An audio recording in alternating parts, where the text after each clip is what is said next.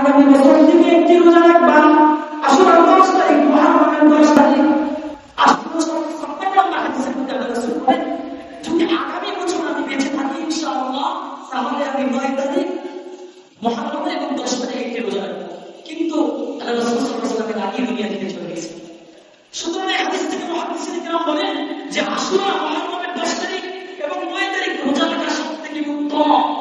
কিন্তু কেউ যদি না পারে 11 তারিখও রাখতে পারবে, 10, 11 কিংবা 9, 10, কিন্তু 16 তারিখ রাখা যাবে না। এখানে একটা কথা মনে পড়ে গেছে, আবার বলি হুজুর সাল্লাল্লাহু আলাইহি ওয়াসাল্লাম বলেন, হে আমার সাহাবারা, তোমরা রোজা রাখবা ঠিক, তোমরা রোজা রাখবা ঠিক আশুরার 10 তারিখ।